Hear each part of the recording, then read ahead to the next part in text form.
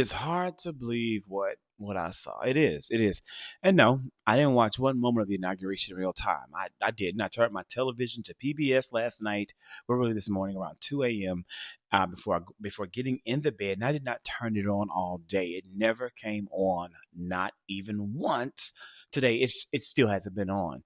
But as someone who follows the news, who shares news, I saw clips and they were absolutely astounding. They were hard to believe.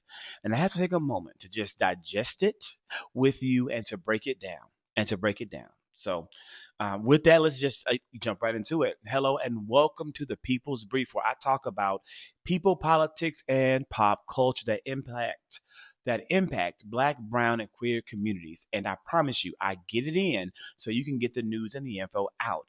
I won't keep you long. I really won't. Although there is a lot to say.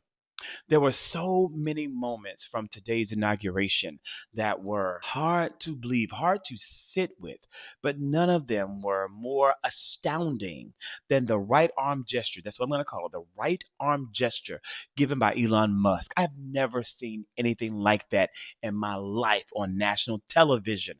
This is truly a new day in America where adorable things have once again become mainstreamed. And the blame lies on every single decent human who voted by not voting in the last election. I want you to take a look at this. You know, there are elections that come and go. Some elections are, you know, important. Some are not. But this one, this one really mattered. And I just want to say thank you for making it happen. Thank you.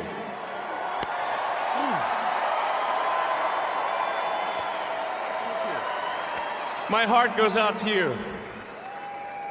It is thanks to you that the future of civilization is assured. I am still in absolute shock. I am still in absolute shock. My blood ran cold. He literally said this election result saved civilization.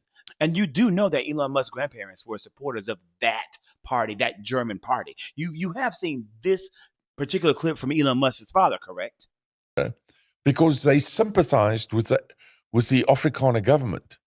Okay. They used to support Hitler and all that sort of stuff. But they didn't know, obviously, I don't think they knew what the Nazis were doing.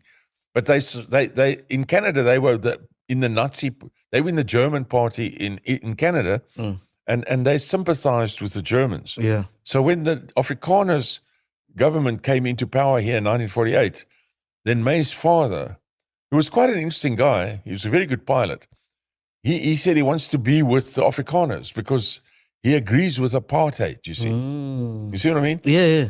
And he came out here with his family. And didn't that cause tension with you because you don't? Yeah, that caused a lot of tension with me. And because I was a director of NUSAS, which was a National Union of South African Students, which was a very anti-apartheid body, you know. And I argued with them a lot. And they used to tell me, they used to be like rude to me, you know, and the parents. And that was ugly. God don't like ugly. That's probably why karma hit Carrie Underwood where it hurt the most after she did not shake the hand of Vice President Harris. As Underwood prepared to sing America the Beautiful following President Trump's inaugural address, her background music track abruptly stopped and started and stopped. And this led to over a minute of awkward silence during which camera shots showed Underwood, Trump, and others looking around awkwardly. After more than 60 seconds of silence and murmuring from the crowd, Underwood then finally took control of the situation and she held up her microphone and she decided to sing the song a cappella, asking the audience to help hear some of that. Ladies and gentlemen, performing America the Beautiful, please welcome the Armed Forces Chorus and Carrie Underwood.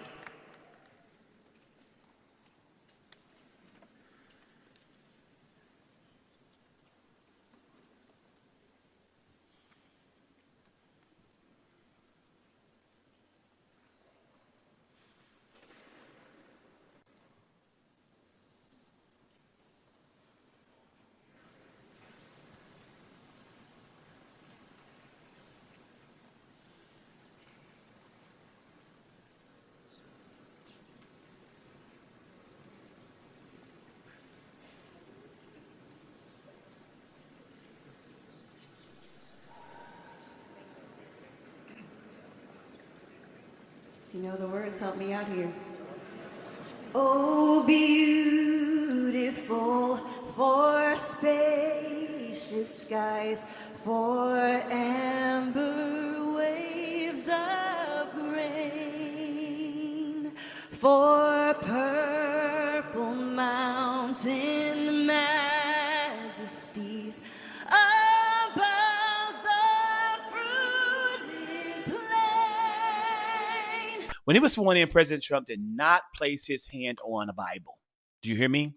President Trump did not place his hand on a Bible while being sworn in as the 47th President of the United States of America, breaking with years, decades, centuries of historic tradition. First Lady Melania Trump stood next to him holding two Bibles. She had two Bibles, the Lincoln Bible and Trump's personal Bible given to him by his mother. Chief Justice John Roberts administered the oath of office, and Trump raised his right hand but kept his left hand at his side throughout the ceremony. And yes, he did place his hand on the Bible in 2017, so that means he knew what he was supposed to do. He knew that was precedent, so he can't blame it on the fact that he's dumb. I'm just saying. And none of what has been said so far from today speaks of the executive orders that Donald Trump signed on today. Today, President Trump rescinded 78 Biden-era executive orders and actions. And these orders included an order extending protections against sex discrimination to cover sexual orientation and gender identity, an order mandating ethics pledges for executive branch appointees, an order permitting transgender individuals to serve in the military, an order prohibiting the renewal of private prison contracts, an executive order calling for federal agencies to promote voter registration, orders related to diversity, equity, and inclusion initiatives in the federal government, directives on global warming and climate change policies, and orders sanctioning Israeli settlers involved in violence against Palestinians in the West Bank, and an executive order affirming the inclusion of all residents, regardless of immigration status, in the census count used for congressional appointments. These are just some of the 78 orders passed by President Biden that were rescinded today. There are those who said President Biden didn't do enough, that he didn't do enough in his 4 years to make you happy, to please you so that you would vote for him or Vice President Harris. So you didn't vote or you voted for Trump. Executive orders tackling climate change and the climate crisis, strengthening Medicaid and the Affordable Care Act, and family reunifications, all of it was rescinded today. All of it. So was that not enough for you? Are you happy now? Are you happy now? Maybe you did need Medicare and Medicaid. Maybe you're not going to live long enough to suffer through any more climate change and climate crisis issues. But the problem is that so many of you who did not vote for Vice President Harris or anyone, or who voted for Trump, you only think about yourselves. You've only thought about yourselves. Or you were just ignorant of what would happen, although there were people like me telling you what will come to pass. And now we're seeing it be. We're seeing it happen in real time. And speaking of climate change, today President Trump withdrew the United States from the Paris Climate Agreement.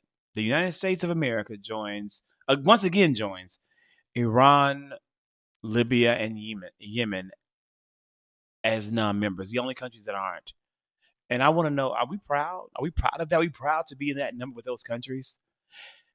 As bird flu balloons into a greater crisis every single day, every single day, President Trump has officially removed us, the United States, and the World Health Organization. Bird flu has shut down poultry production in my home state of Georgia. It has shut it down. And we are looking at a huge increase in the prices of eggs and poultry and all the things that are related to that industry. And just as my state is shutting down poultry production, in my state, Georgia being the nation's number one producer of poultry, we're being removed from the World Health Organization because Donald Trump says that he's angry about COVID-19 and how the World Health Organization reported on it. He's angry at those facts. He's angry at those facts being shared and reported.